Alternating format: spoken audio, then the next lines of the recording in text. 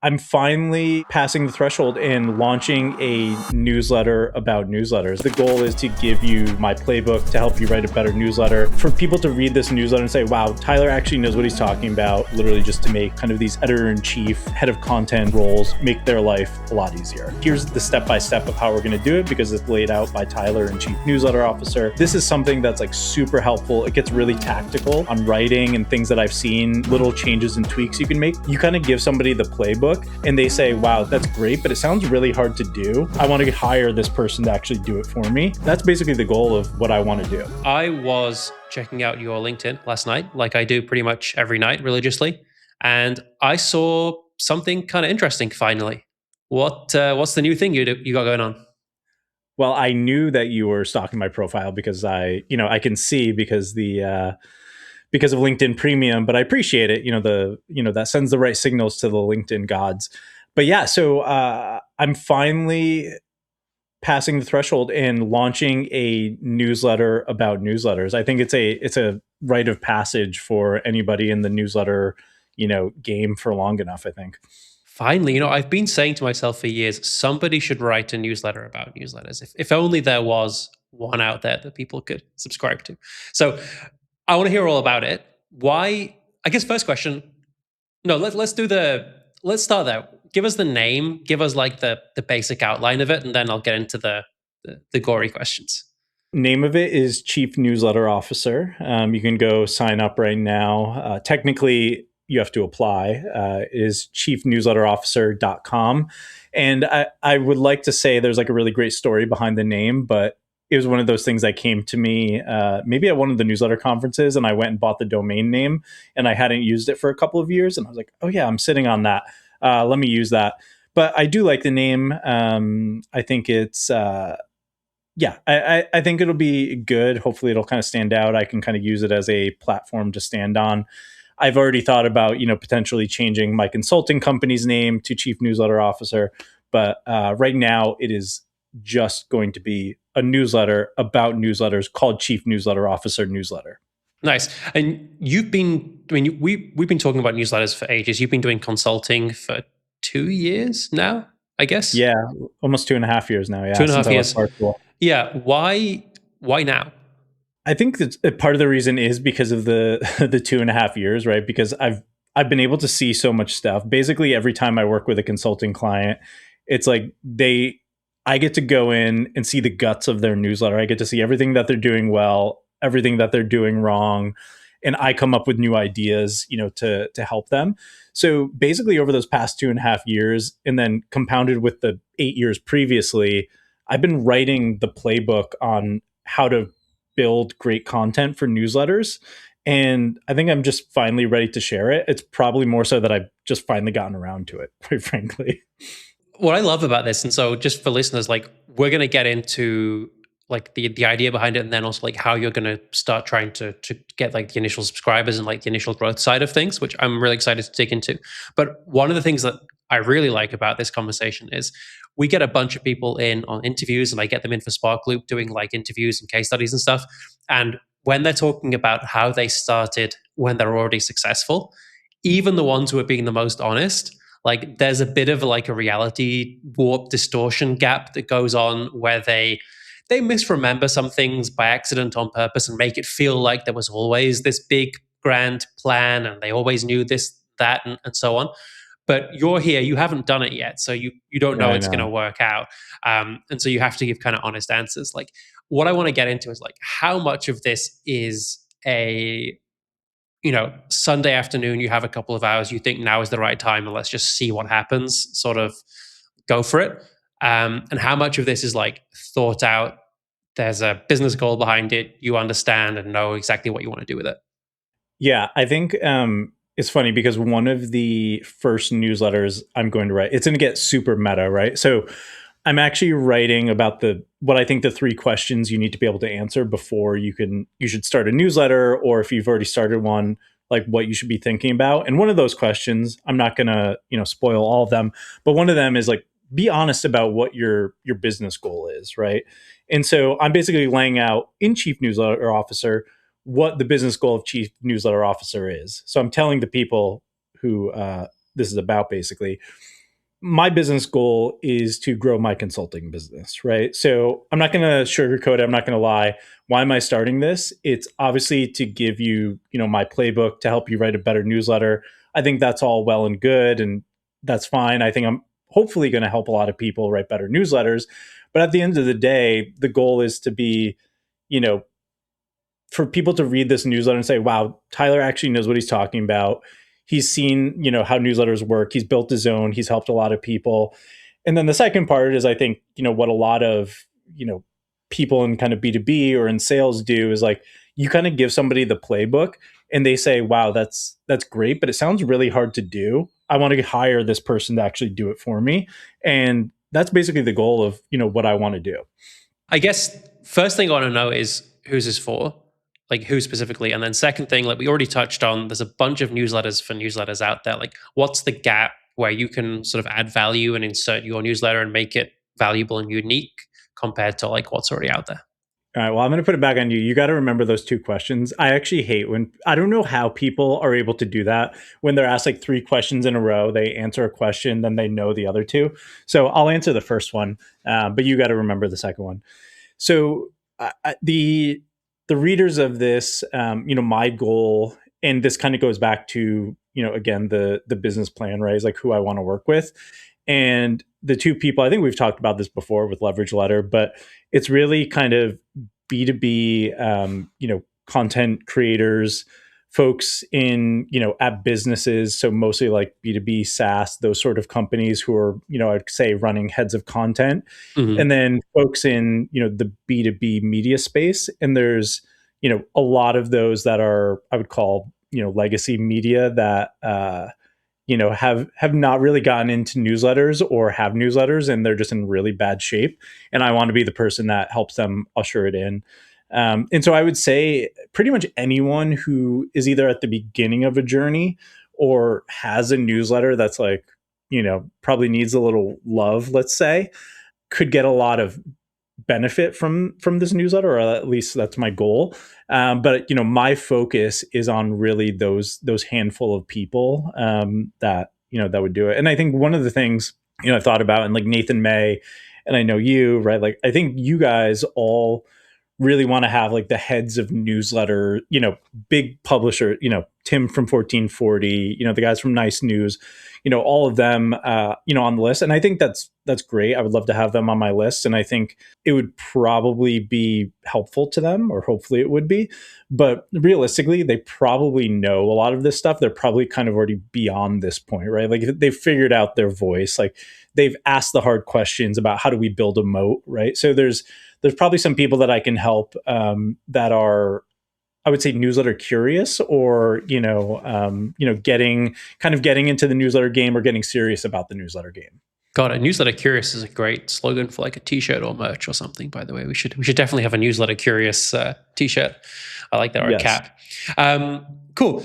I guess so. My second question, which leads on from that, was going to be about like, okay, those people, they already have options out there. What are you providing that's different? And I love this question because I love how we have when we have guests on, when I talk to newsletter operators, like just because someone is already writing a newsletter on a topic, like there are like 100 different angles you can take, even Hmm. without taking into account like the person's unique experience and like perspective and everything, right? Like personality and everything. Like there are still like, are you doing the? Is this like the newsletter that is like the entertainment roundup of like what's happening in newsletters in a fun way? Is this about growth? Is this about monetization? Is this for beginners? What's the angle that you're taking where you found a gap? I would say it's fairly specific. Again, I think it goes back to who it's for, right? So Mhm. you love newsletter curious, or people whose newsletters need some more love. So I think that's the kind of the first thing, is that's who it's geared towards. And I think a lot of things, right? Like it probably wouldn't make sense for somebody who is doesn't have a newsletter yet to be reading your newsletter or Matt McGarry's newsletter. It's like once you have it up and running, that's you want to go and grow it. And I think the same thing, right? My thesis is like in the same thing with Leverage Letter to the business or the consulting business, is that there's a lot of people out there who are really, really good at growth and selling ads or monetizing newsletters. And there are lots and lots of newsletters out there about that stuff. We could rattle off a handful. You have a great one. It's okay. And then, I think there's also a lot of content on the internet about writing and copywriting. Like I love, copywriting course by Neville Medora.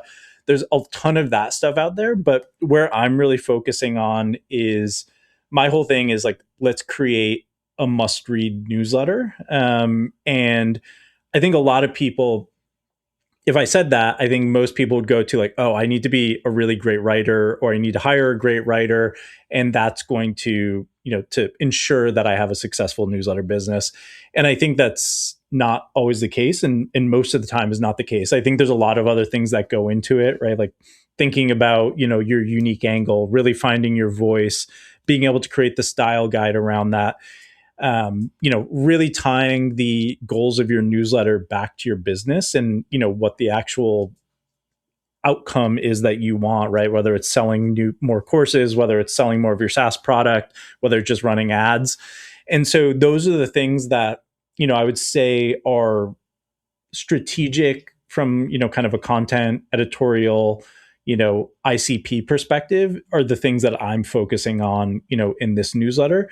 To my knowledge, there's not really anything out there like that. I think there's, some folks who touch on a lot of that stuff, kind of through their newsletter.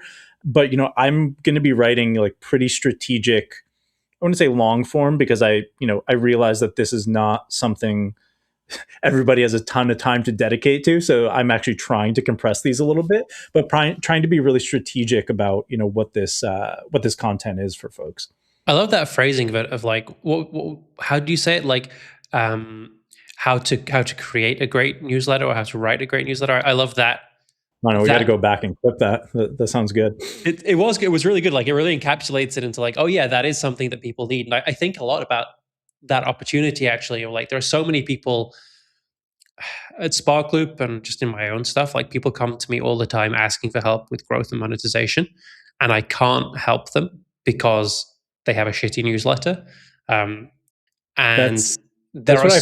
found. There's a lot more shitty newsletters than there are good newsletters, and like Mhm. luckily I've had the opportunity to work with both. And thanks to all the people who've created good newsletters, because I've realized kind of what those common threads are, and that's the goal. Like what I want to share with people is like, how do you actually build those? It feels to me like such a big opportunity as well. Like I know you said this before, and I see more and more people starting to talk about this online. But there are so many brands and people out there with an email list that think they have a newsletter that don't have a newsletter. Like they are sending Mhm. regular emails, they do not have a newsletter, and Yeah. they could have.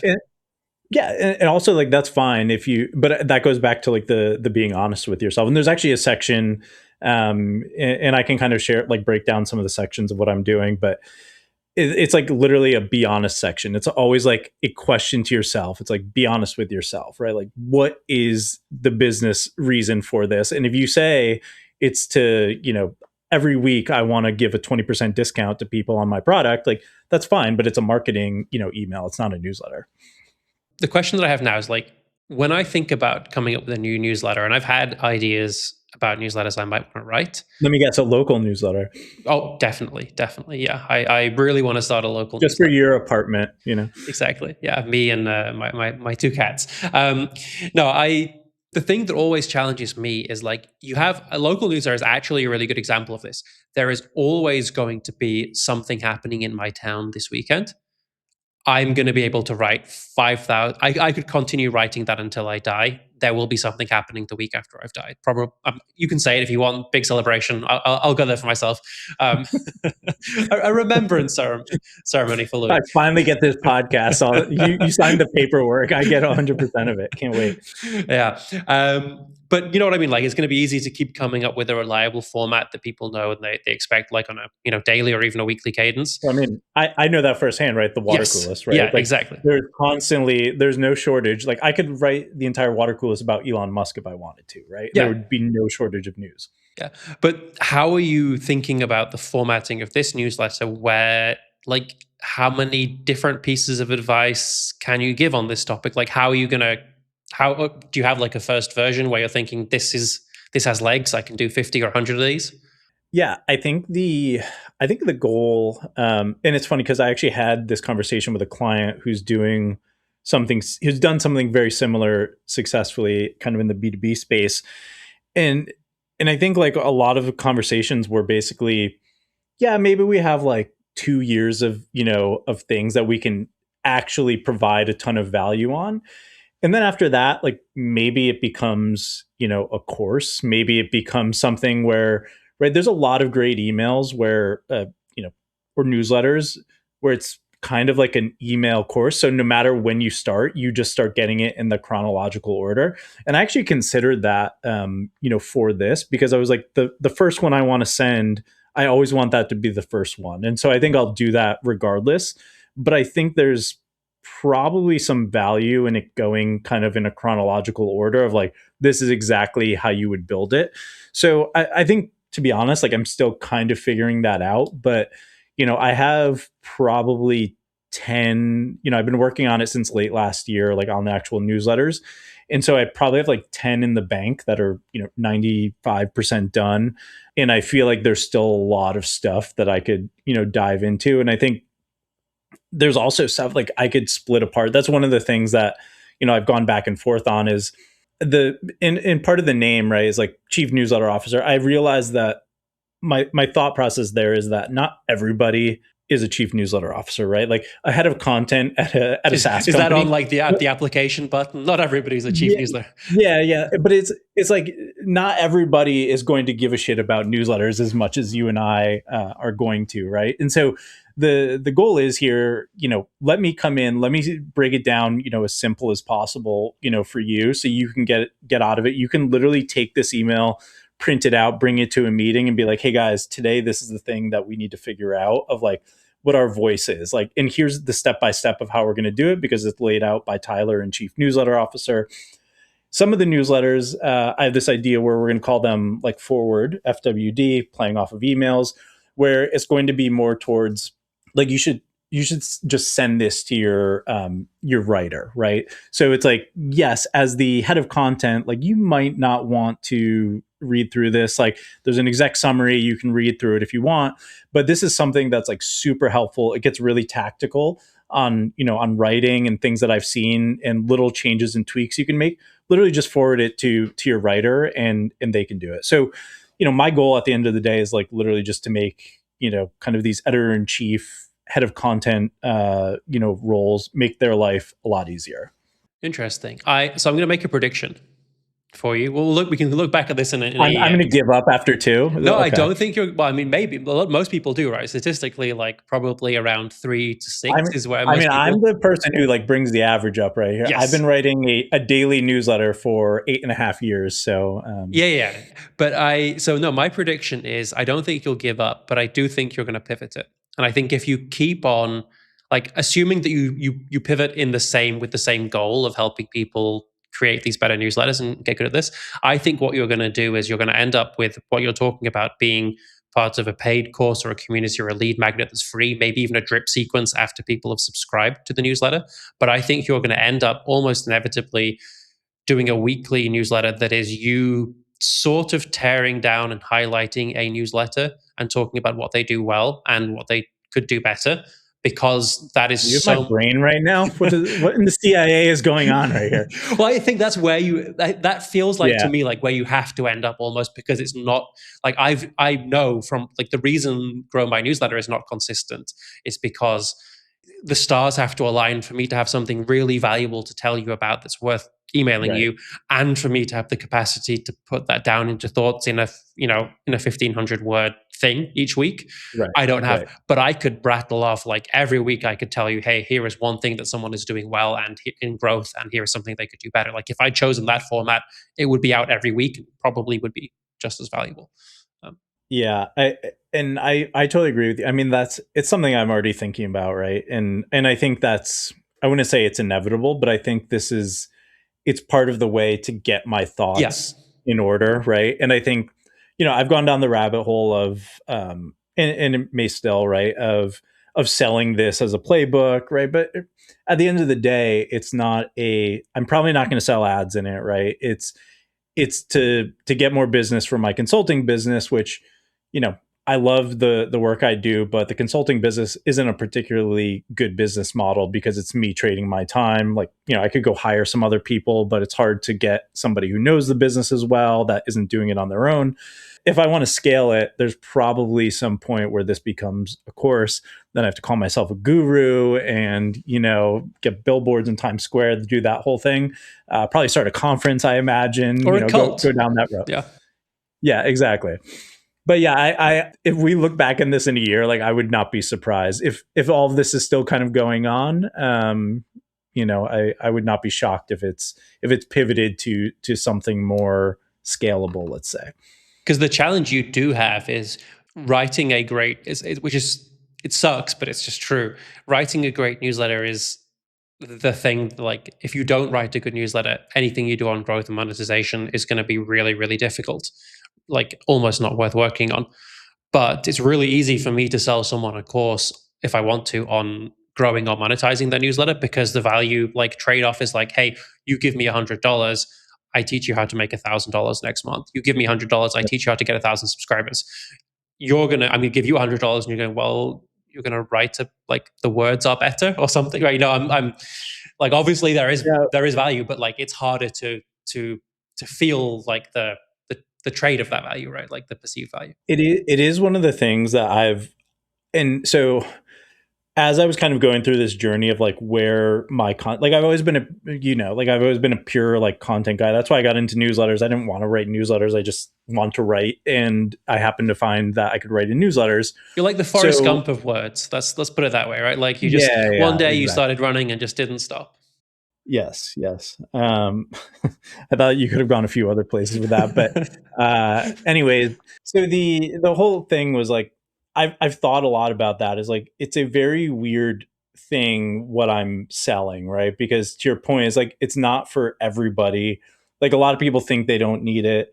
It's kind of a very specific like a company has to have the money to want to do it, right? Mm. And to your point, it's not something that I can just say, hey, there's like this immediate ROI, and I fight against that a lot because a lot of clients will come in, they're like, oh yeah, yeah, like I really want that service, but like I also want you to like grow my newsletter. I'm like, "No, well, I don't do that, right? Like, there's a lot of great people who you can go and work with on paid growth. Like, I don't do that, and so it's really hard to like put this value on it. So I agree. I think it's going to be more difficult to do that, but I think there's ways around that, right? Like maybe it's like a cohort kind of course. So like I think somebody who does it really well is, well, I mentioned before, like the copywriting course, like Neville Hmm. Medora, where it's like very hands-on, right? Where he's working with you. I think Josh Spector does some of that stuff too really well, where he's like he has some courses, but then he's like also does more office hours type stuff.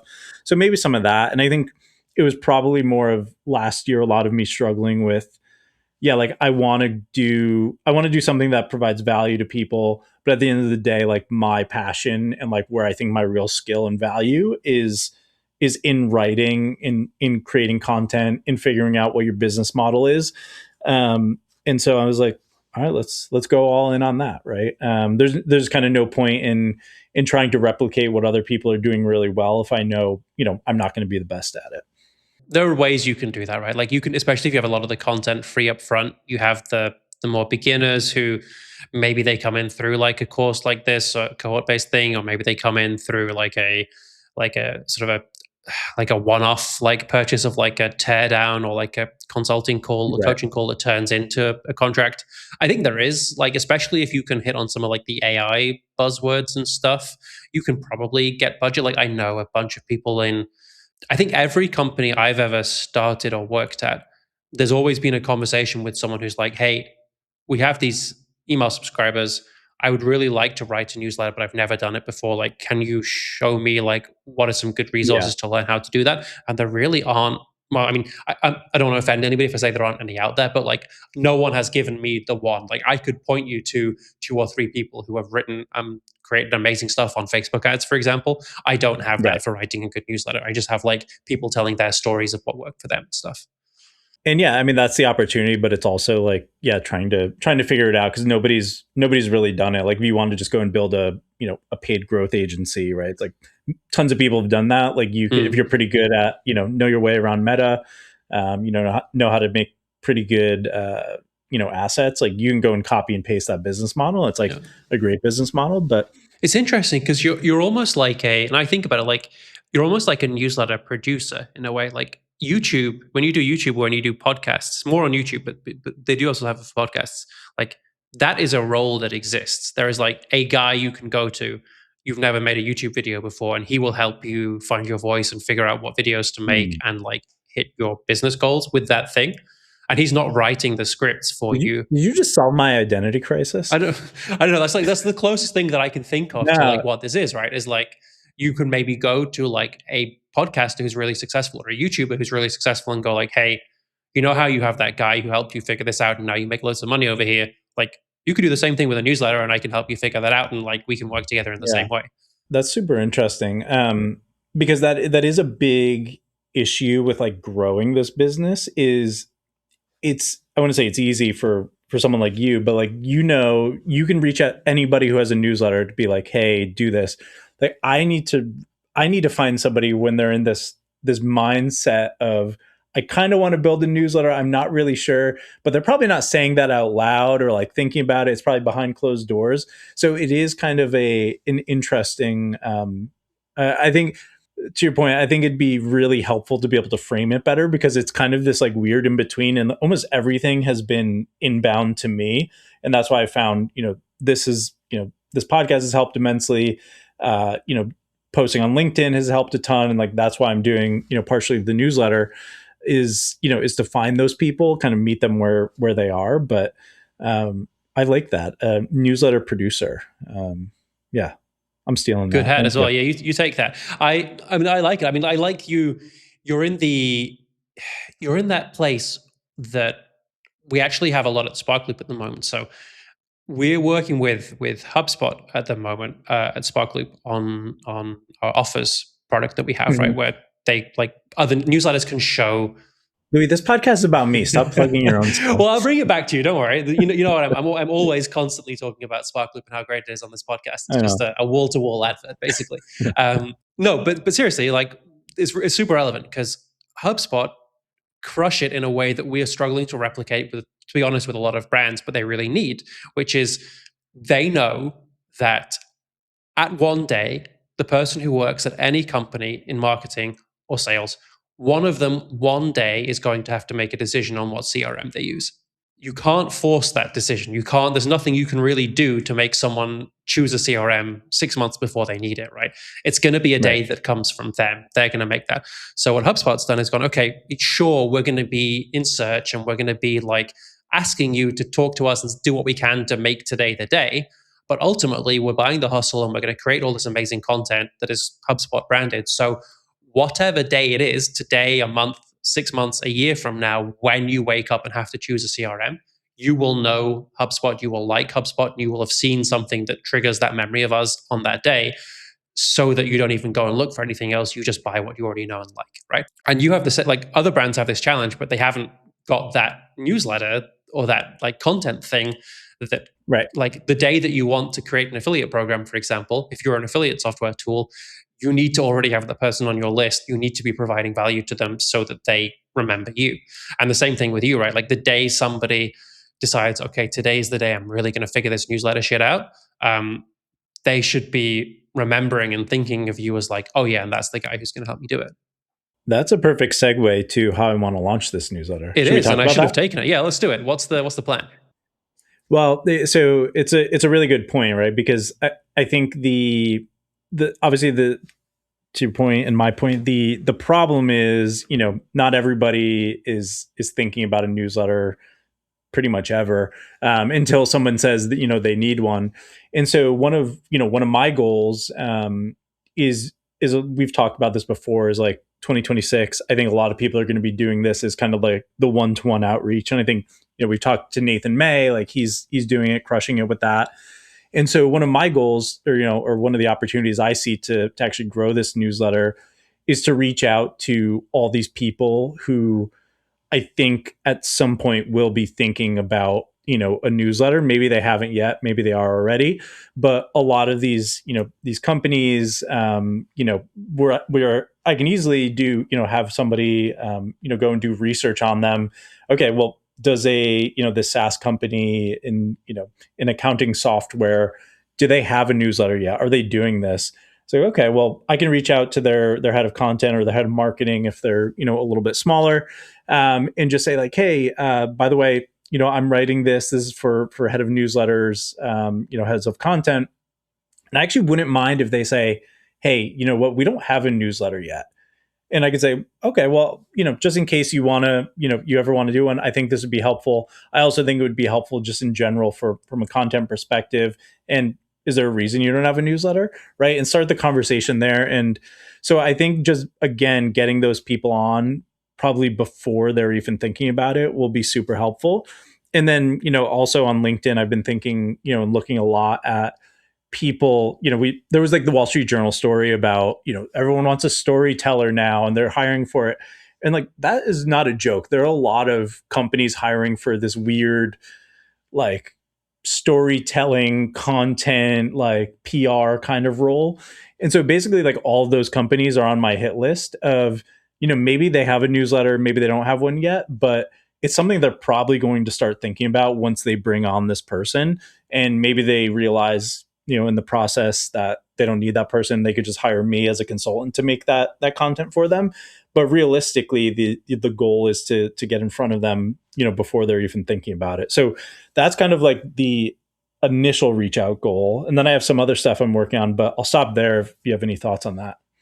I like it. I like it. I think the what I like about this is you are someone who has written a daily newsletter for years, but you've written like and for me, there's almost two buckets of like newsletters that make money, and they work in such different ways, and they have such different challenges and like how they approach growth and monetization and everything. And the water coolest is like a prime bucket one example of habit forming newsletter. You're not selling Mm-hmm. to the audience necessarily. It's ad supported, it's daily, it's a habit. It's the same exact, well, it's not the same thing, but it's like the same format every day. And it's all about that habit. Um, but what you're doing now is very different. And my question is like, are you going to try and get people onto the list with the newsletter as the value proposition? Because with like a bucket one newsletter like Water Coolest Morning Brew 1440, it has to be that nothing else works. You have to say, hey, do you want to get a daily email from me with this stuff, yes or no? But with your Yep. newsletter, the new one, you don't need to do that, right? And that's not how most of those grow. Most of them grow via lead magnets and resources and tools and brackets. You're going to be added to the list because there aren't that many people who there are lots of people who would really enjoy being on a newsletter that teaches them how to write a better newsletter every week. There are nowhere near Mm-hmm. as many people who actually actively want to subscribe today to maybe get an email 7 days from now about how to write a better newsletter. You are just giving me the alley oops today. It's almost like we talked before this, but yeah. So I think there's going to be some direct outreach to some specific folks, but I think the general focus, probably you're going to be hearing a lot about it over the next couple of weeks, is I'm going to be doing a lead magnet, and it's going to be something a little different and probably a little bit more robust, than most people, kind of like one page PDF, but it's going to be a survey, asking people how they're using AI in their newsletter business. And so that's, across content, operations, monetization, growth. And so I'm thinking like 20 to 25 questions, just kind of about the size, how big their newsletter is, and then probably a handful of questions on each of those categories of, how they're using it, how they're thinking about it. And I think part of it, right, selfishly came from, I think you and I have had conversations about it. It's like, how are people actually using AI in newsletter businesses? And I think across the economy, people are asking this, like, how are you actually using it in your business? And so I think it'll be really valuable, to newsletter operators. And, and so I think the goal there is to reach out to people again, one on one, say, hey, I'm running this AI newsletter, or excuse me, AI survey, about newsletters, and I'd love for you to participate. Totally free to participate. The only thing that you have to do is actually give answers to get the results. Um, and my one big question, I'm actually curious on this, is do you think I should lead with asking them to sign up for chief newsletter officer up front, or I should wait until some point during the survey? So right now, my thought is, because I think a traditional lead magnet, right, is you would say, hey, here's the lead magnet. You have to sign up with your email to get access. This is going to be a little bit longer, of a, I would say, of a process, right? So like, I'm initially going to reach out, ask for people's email address. I'm going to send them a welcome email that basically asks them if they have, any questions that they would like in the survey. Also going to tell them you have two invites, so you can invite two other people in the newsletter space that you like, right? Kind of a Mhm. nomination sort of thing, which I think will be interesting. And then my question is kind of like, it's always the devil in the details of where do I actually ask them to sign up for the chief newsletter officer. My thought is it's actually kind of towards the end when they're about to get results, right? So after they go through the survey, because I've provided them, or it feels like I'm going to provide them a ton of value, that they'll be much more likely to sign up.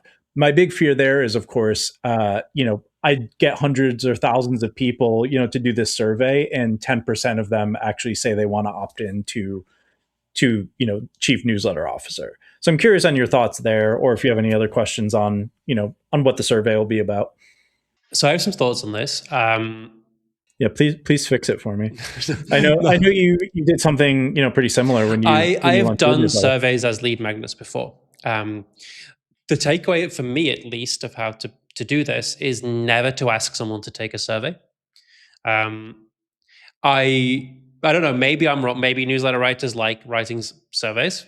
Um, I never ask someone to take a survey. What I do is I ask a couple of people, like I create the survey. I ask like a few friends who I know and trust to like, hey, go fill out your answers basically, and they will do it for me. And then what I do is I reach out to the people who I'm trying to like win as leads and say, look, hey, I'm in the final stages of putting together this really awesome report. It's featuring like in-depth AI, like practical insights from the people plus others. I'm going to release it on this date. Do you want access to it? And when they say yes, basically what I do is go, okay, great, go put your email address in here. And the email address is the first page to get access. And then the second page, it goes, by the way, you're in time to like to participate. If you want access to the full results 2 weeks before everybody else, just go and fill out these 7 questions or whatever it is, like takes 3 minutes, and then go through. And there you get insane completion rates because yes, I want this thing earlier than everyone else, and I want the secret good stuff that like I think the way I phrase it is like, hey, there's gonna be some, like there's already some stuff in here that like I don't think is like proven enough to put in, but it's really interesting. Like if it were true, like this would be huge, right? And then like that's stuff that I'm only going to share with people who do this, and that works really well. So that's what I would probably like how I would pitch it to people. Yeah, there's certainly a lot of friction with a survey, right? It'd be Mhm. much easier to do something. I think my thing was, it's going to provide a ton of value to people, and I Yeah, do think the appetite is yeah. is there. But my But thinking I on that do is just like like, the hey, like even if they don't participate in the survey, you still want their email address. So like, just tell them to go sign up for the survey, and then they're much more likely to do it when they're given that extra candy stick. Like, hey, you can get this 2 weeks early, and there's going to be a bunch of stuff in there that like normal people aren't going to get access to. to your point, I don't think it'll be too difficult getting kind of some major players. There's some folks already on board that are down to do it, and I think there's a lot of people out on the internet that are super transparent about what they're doing, and in the newsletters, excuse me, with AI in the newsletter space, that I could Yeah. probably just go and tap, and they would be more than happy to share. Especially when you say like, "Hey, you're going to be featured alongside these great names as well." When they add it in, I think people will want to do that. But the I'm doing a survey on is like, I don't know if anyone else is taking part in this, but like, hey, I'm finishing up this super interesting report with insights from these people. Do you want to be named alongside them? Do you want to get early access? Is like, Yeah. it completely changes the number of people who will opt in and do it. Um, Mm. yeah. Okay, The I like this. the other approach that you could take, I was wondering if you were going to talk about it a little bit. Like, I love that survey idea, by the way. The thing there that you did hit on that I think is really important is like, whenever you go to a lead magnet that's not directly what the newsletter is going to be about, there's always a question of like, are people who are interested in AI for newsletters also people who are interested in the topic you're going to write about? And I guess if you're doing one-to-one outreach, you're kind of controlling for that, hopefully a little bit in the outreach that you're doing. Like, you're Yeah. choosing the people you think should be a good fit. Um, how to get them on the list, by the way, is like, that's just one of the survey questions, right? At the end, you're like, by the way, like, I'm going to release future reports like this exclusively to my list, and there's going to be a bunch of really good stuff. Do you want me to like add you to that? You hit it with a required? No, no, I wouldn't. I wouldn't do it as a required. I would do it almost as like this might be a paid thing in the future. Like, it might be invite Yeah. only. But if you click here, like, I promise you, whatever it is, you can get in for free. Like, that way of doing it. Like, hey, you might not be able to get this again, or at least Mhm. not for free. And people, when it's positioned that way of like, I've got a bunch more of this stuff coming, people will opt into it for sure. They're already in the process of like, they've already said yes to you a bunch of times. They're going to do it. Um, if you were caring more about getting like focusing just on people who definitely do want to read this thing, like, about that content, it's not quite the same way you're doing it. But I know a bunch of people on the course and the book author side of things, like nonfiction books.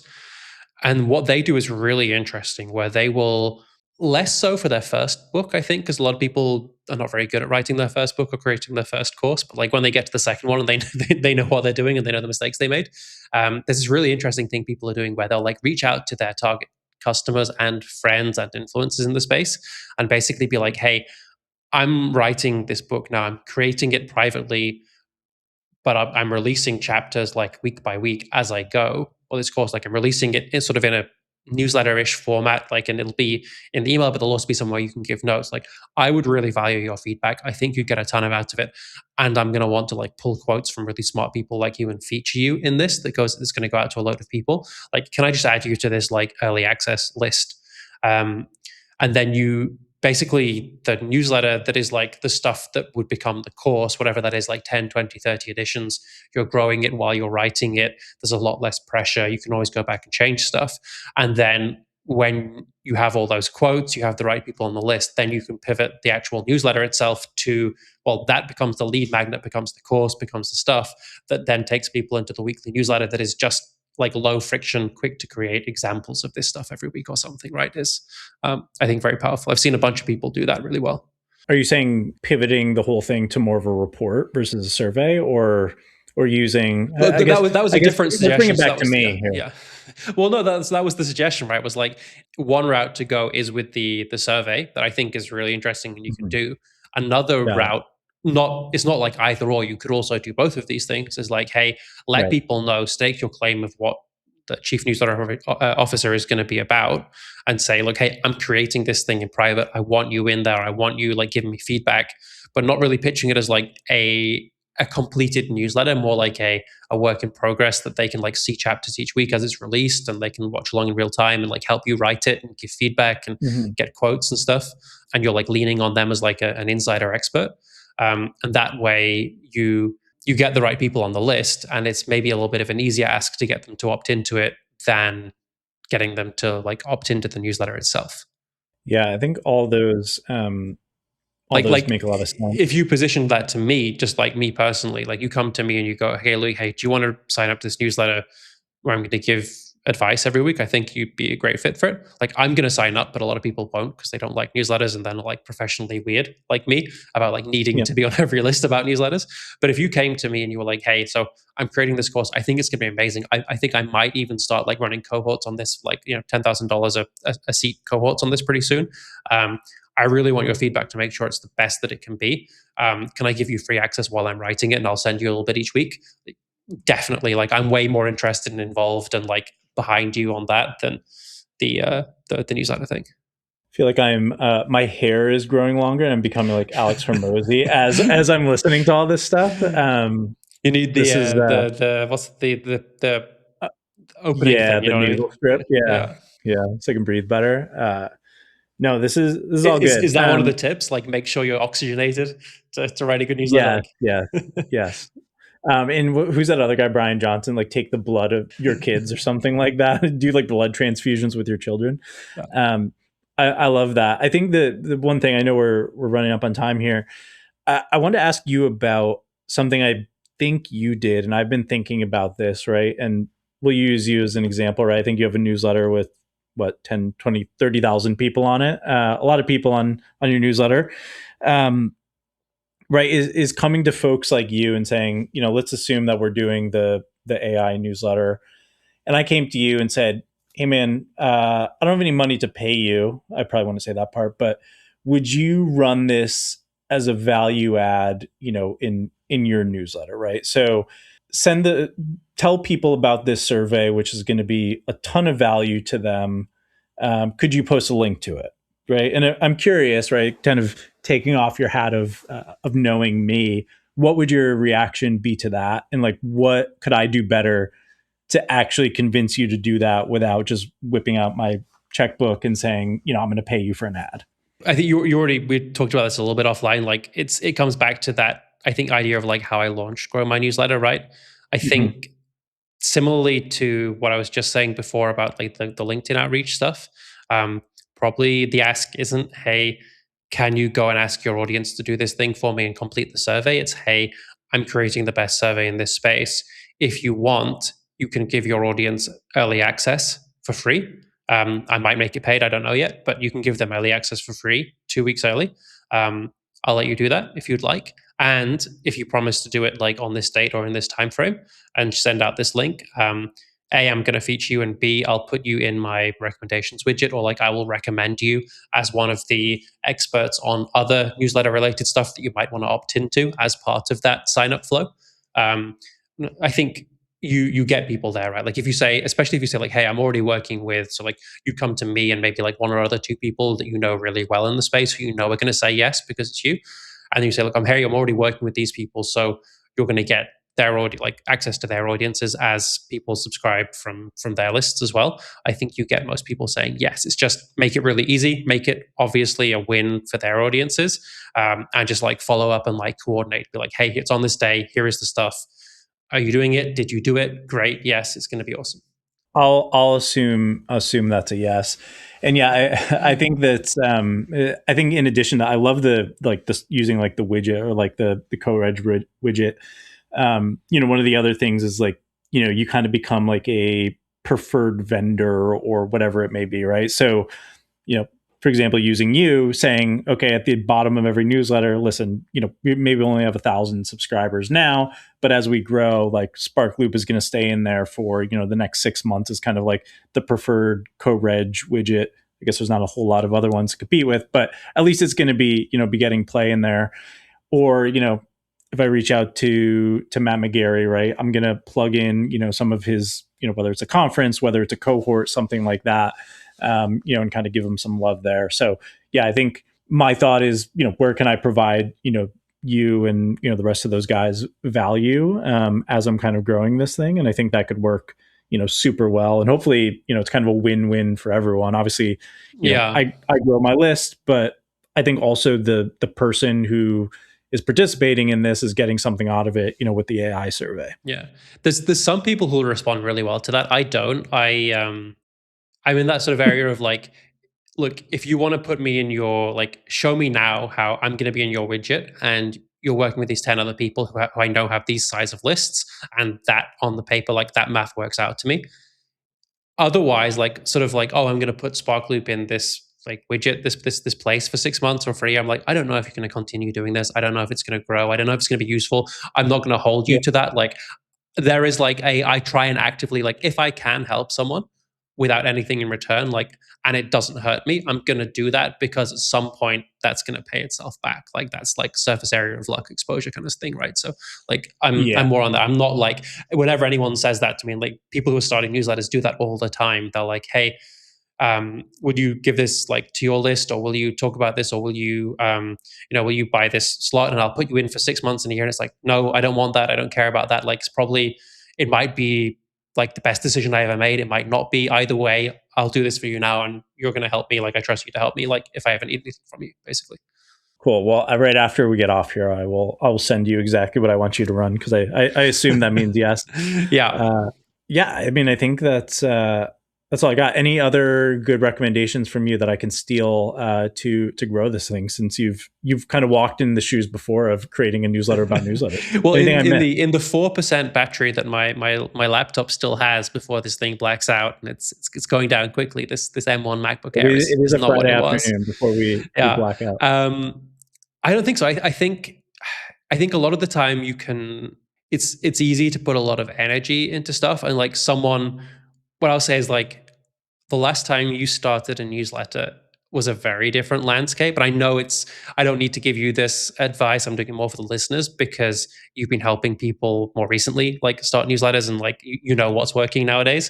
But like for me, that was a big shock of like, hey, there are people who started a newsletter in 2018 and they could get 1,000 subscribers from every LinkedIn and like Twitter, like banger tweet that they wrote. And nobody Right. can do that. Pretty much nobody can do that anymore.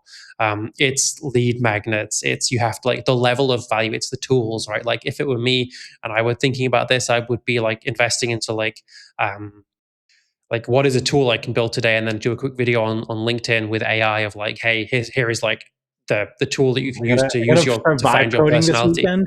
Yeah, yeah. Okay. That's what I would be thinking about is like, or like what is the Yeah. Claude skill that I can like create that will like I did this today for my team, right? I was like, we need to be able to create graphics for brands automatically if they don't have time to provide them for us. And I literally wrote a prompt for Gemini and I was like, hey, like, here it is, change the name of the brand and blah, blah, blah. And it's going to give you the perfect designed image. And like that thing now, like, I'm not going to do it because I'm lazy, but I could take that to LinkedIn and be like, hey, anyone who needs to do this, here is a video of me using it. Here are the results. All you have to do is comment Gemini nipples or something, and I'm going to give you the thing, right? Um, I think it's a good place to end it. yeah, Everybody go sign up for Chief Newsletter Officer so that I can tell Louis I have thousands of subscribers and he's willing to plug mine. yeah, and I'm going to sign. I'm going to start.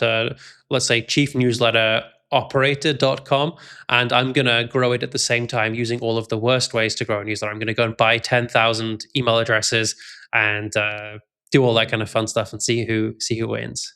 Honestly, you'd probably get more play on, on all the scammy ways to do it than trying to do it the right way. You know, I've been looking But for an opportunity where it doesn't harm people to actually try out some of this like terrible stuff that people do, like the black hat stuff. So that would be quite fun. But I won't ruin your newsletter with it, I promise. that would actually be that's a good idea. Now I got to go launch another one. Okay, cool. Cool. That's all I got. I appreciate it. Have a good We'll weekend. chat soon, guys. Bye bye.